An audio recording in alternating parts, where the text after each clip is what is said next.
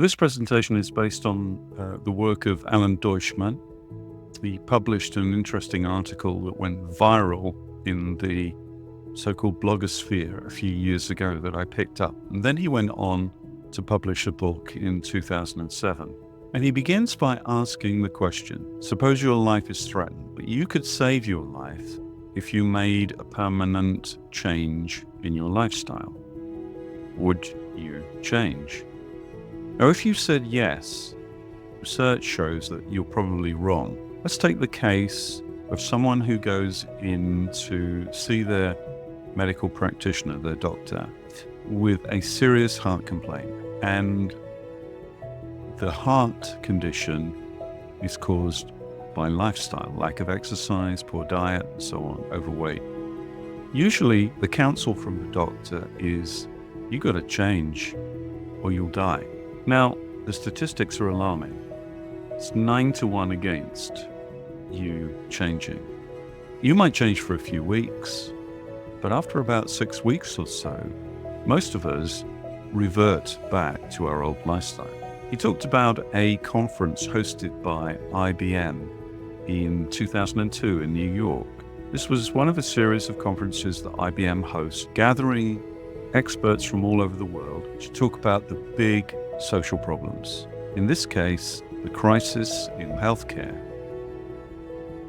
Dr. Ralph Levy, who's been in medicine since the 1950s, has commented at this conference that the root causes of the health crisis haven't changed for decades, and the health services don't know what to do about it. They know, for example, that most people are sick because of how they choose to live their lives. 80% of Western healthcare is spent on 5 groups of diseases caused by 5 lifestyle patterns. That's extraordinary.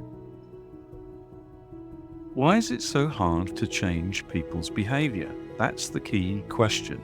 We're looking at this both in terms of our being change leaders, but also in terms of acting on ourselves. Dr. Edward Miller was also a speaker at this conference. He's the Dean of the Medical School and CEO of the hospital at Johns Hopkins University. And he has done some research into patients who have received cardiovascular surgery, heart surgery. And his research into chronic heart patients, even after the trauma of operations like bypass operations, 2 years later, 90% of them have not changed their lifestyle. This is really quite shocking. And in fact, Western medicine is now seeing people returning for the same treatment, for the same heart bypass again. Central issue, according to John Kotter, the change management guru at Harvard Business School, who's never strategy, structure, culture, or systems. He maintains that it's about our behavior. It's about how we alter what we do. That's where the rub is. That's where the crux of the matter is. And the problem, according to Kotter, is rather like the change or die counsel that the doctor gives us in his surgery. It follows the rationalistic sequence. It works like this. We tell somebody something. We expect them to think about it, internalize it, and then, as rational beings, to change their behavior accordingly. Kotter argues it never works like that. It's much more about seeing something for ourselves. If possible, seeing something positive, some positive alternative to our future. And we feel that future. There's some kind of emotional response, and it's that drives us to change. Now, here's a study from Dr. Dean Ornish of the University of California, San Francisco, and the founder of the Preventative Medicine Research Center at Sausalito. Dr. Ornish researches into this very problem. And a few years ago, he reported a case study in a peer-reviewed journal where he took 333 patients, all eligible for expensive heart bypass surgery. On average, each patient would probably cost the health service $200,000. This was about 20 years ago, so you can do the sums now. And he took this group of patients through a 6-week program. Part of the program included twice weekly support groups. These patients would gather together into facilitated groups and talk about how they were getting on. Plus, there were fairly radical changes to their diet and exercise regimes, but an important ingredient was around visualization techniques, meditation, relaxation, and so on.